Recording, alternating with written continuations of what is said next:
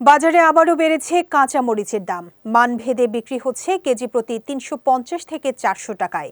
এদিকে বৃষ্টিতে প্রভাব পড়েছে সবজি ও মাছের বাজারেও। বিক্রেতারা বলছেন, সরবরাহ ঘাটতি আর সিন্ডিকেটের ফলেই দাম বাড়ছে পণ্যগুলোর। সালমান খন্দকার সবুজের ছবিতে সায়ন সাব্বিরের রিপোর্ট। টানা কয়েকদিন ধরে চলা বৃষ্টির কারণে সরবরাহ কম এমন অভিযোগে আরেক দফা বেড়েছে সব ধরনের সবজির দাম। পাশাপাশি এখনও চড়া মাছ, মুরগি, মাংস ও চালের বাজার।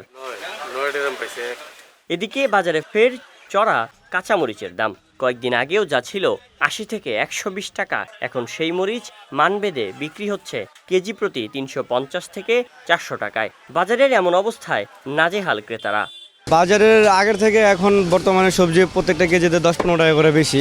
মাছের কেজি প্রতি ২০-৩০ টাকা ৪০ টাকা বেশি আছে। ক্রয় ক্ষমতার মধ্যে তা অনেক আগ থেকেই ছিল না। মাছের দাম আজকে উঠতে অনেক, অবস্থা ভালো না।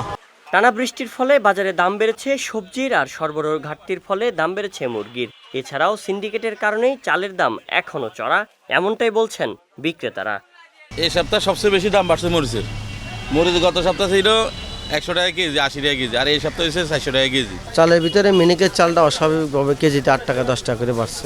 ঘুরে ফিরে ওই সিন্ডিকেটের জায়গাতে চাল হঠাৎ করে 10 টাকা বাড়া একটা আলাদা নেচারা। কেন বারবার কি কারণে বাড়লো এটার উত্তর আমরা জানি না। পাকিস্তানি মুরগিটা আপনার ৩০০ টাকা ছিল, ৩২০ থেকে ৩৫০ টাকা চলতেছে।